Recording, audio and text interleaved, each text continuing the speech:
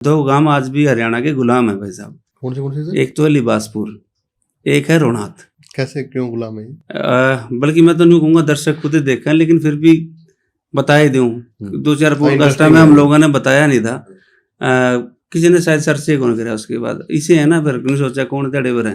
1857 की क्रांति में दोनों गांव ने बहुत बढ़ चढ़ कर भाग लिया था। लिबासपुर के थे दादा उद्यमी राम, जिनके शरीर में मतलब एक बड़का टांग है, सारा शरीर में वो किलने काट गए, उनको टांगा गया था। उनको है ना मतलब 35 दिन तक वो उसी यातनाओं में जिंदा रहे थे। पूरे सरिये गाड़ रखे हैं, टांगा में कील गाड़ रखी है, उनको खाने के नाम पे मलमूत्र दिया जा रहा है। अब इतिहास में देखो कितने आदमी हुए हैं जिनका शरीर का आर पार किलने ठोक कर उनको मतलब ये यातना दी गई हो, वहाँ भी गिनती की हैं। एक तो यीशु मसीह है, ठीक है, वो 2 या 3 दिन जिंदा रहे थे, उसके बाद जिंदा हो गए, वो अलग चीज है। लेकिन वहां से उससे क्रोस से तो तीसरे दिन ही उतार लिए गए थे। एक भीष्म पितामह है, 18 दिन तो युद्ध हुआ था, उसके बाद इच्छा मृत्यु थी, कुछ दिन और उन्होंने निकालने हैं कि उधर वो रहेगा तब मैं, और वो भी इच्छा मृत्यु थी तो निकाल गए इतने दिन। यो 35 दिन टंगे रहा है, इसने कोई नहीं जानता। उस गांव की जमीन सारी नीलाम कर दी थी अंग्रेजों ने, आसपास के लोगों ने आकर खरीद दी, ठीक है, बड़े जो जमींदार को आए करते उस टाइम। सेम हुआ था रोहनात के साथ। यहाँ के लोगों ने भी आंसी तो शाम और हिसार के किले पे कब्जा कर लिया। आंसी का तो अब जिला बना है, लेकिन उस टाइम तो बहुत बड़ी तहसील होया करती और कई किले इसके अंडर में होया करते। इन किलों पे रोहनात वालों ने कब्जा कर लिया था। तो ये दोनों गांव की जमीन नीलाम कर दी थी, और वो जमीन आज तक भी आजादी के बाद भी, मतलब 90 साल बाद आजादी आ गई थी, कोई लंबा गैप तो नहीं था। दोनों गांव के लोगों ने उनने तो केस कर रखे है ना, जो तो कद का केस 50 में केस कराया था लिबासपुर वाले ने। आज क्या साल होगी, 75 साल, फैसला नहीं है। समझ रहे हो कि हमारी जमीन उल्टी दो। सेम हो करता रोहनात वाले ने। ये इंदिरा गांधी से मिली, इंदिरा गांधी बोली जमीन कितनी और दे दो। अरे भाई हमारा खोट तो बता दो, खोट आजादी मांगा थे, क्रांतिकारियों की औलाद है, हमारे बाप दादे आजादी मांगे थे, उसका बदला बोली जमीन दे देंगे बीड़ में, जो इशारा वाला बीड़ है। ये ना हटाए बूढ़े। आज भी गांव, जिस गांव में बैठे हैं ना, उनके बिटोड़े और घेर की तुवाड़ियाँ की जमीन भी कदे उमरा लेगा बोला है, कदे किसी का बोला है, इनका नाम आज भी जमीन। तो इन्होंने फैसला करा था कि हम तिरंगा नहीं फहराएंगे।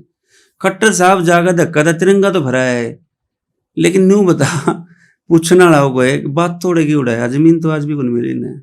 तो न्यू बता मनदीप, आज़ाद हैं ये गांव, ये गुलाम है। अंग्रेजा का जो अंग्रेज काम कर गए इनका गांव में, जो इनका सजा देंगे, वह सजा आज भी कायम है, न्यू की न्यू। आजादी करेगी फिर इन गांव ने। तो 2 गांव आज भी गुलाम है। बात बताइए आपने, गजब की के रियल है, आप जाकर देख लो, उनका रिकॉर्ड उठा कर देख लो।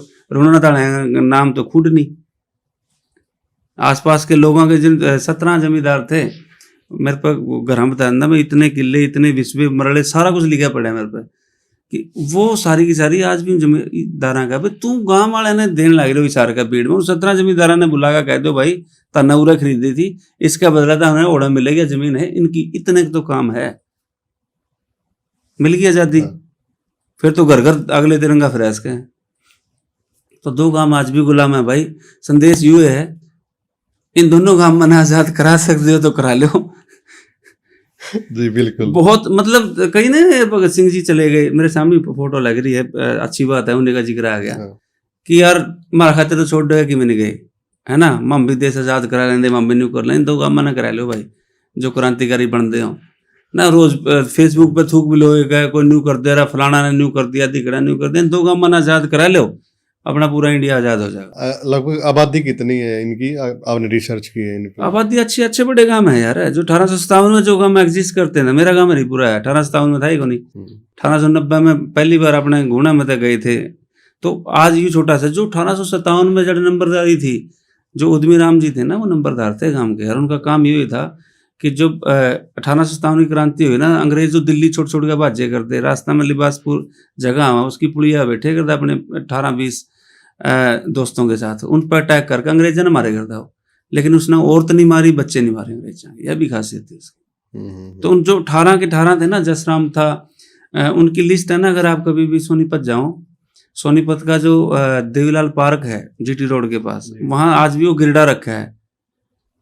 और वही बात सुनाऊं था कि रोनात वाली बात थी हाँ। कि जो टंगे रहे पेड्या पे उनकी जो लाश थी ना रोनात वाले की, जितने भी रोनात से लेके 80 तक जितने पेड्डे थे सारे पे उनकी लाश टांग दी थी और ये चिपका दिया था कि वो इनकी लाशें टांगांगे उसका भी यही असर होगा। तो वो चील का हुआ ने टंगे टंगे नोच का खाकर मैं अस्थि पिंजर उनके बोधियों के ढहे थे, इतने दिन टंगे रहे थे कि जो टंगे रहे पेड्या पे चील कागा जो नोच का उनका मांस खा गए, कुछ पढ़े लिखे लोग मेरे अनपढ़ दादा का इतिहास खा गए। हड़ बाणिये हाड़ी थे, साहूकार नहीं थे, मेरे दादे अनपढ़ थे, गद्दार नहीं थे, कुछ औरंगजेब के तो कुछ तैमूर लंग के खास खा गए। अरे मैं पढ़े लिखे लोग मेरे अनपढ़ दादा का इतिहास खा गए। तो भाई अगर उनका अनपढ़ दादा का स्वर्णिम इतिहास लोगों का सामने लाना है तो भाई जुड़ सको हो मेरे अगले, जुत्ती की छानी पड़ेंगी, घर तक पीछे खोने पड़ेंगे।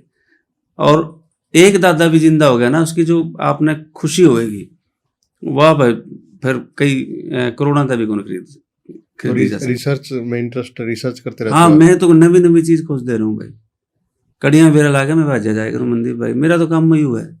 नहीं यार सही था, 2014 में मैं जब एडिटर पढ़ा छोड़ा है, अच्छी तनख्वाह थी, गाड़ी थी, बालकों का सही पढ़ाई का बेटा था, फ्लैट था, की लोड है फालतू के दड़े बन की। लेकिन मैं 14 में इसी बात पर छोड़ा था कि यार ये अपने जो बूढ़े हैं ना, इनको अगर जिंदा करना है तो अखबार जिंदा नहीं कर सकता, इनको तो या तो मूवी जिंदा करेंगी या फिर फिल्में जिंदा करेंगी या फिर कितने कितने, जैसे आप के पास भी आने का मेरा मकसद ये था कि किसी के कान में भी पड़ जाए, एक चीज ही पड़ जाए तो मैं शुरुआत कर सकें इस चीज।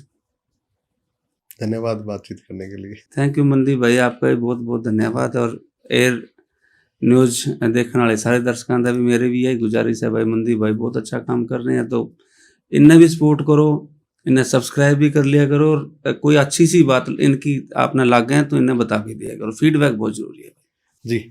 तो बेहतरीन इंसान का आज पॉडकास्ट हुआ है, आप क्या कुछ कहेंगे इस पॉडकास्ट को लेकर, कमेंट के माध्यम से बता सकते हैं। धन्यवाद।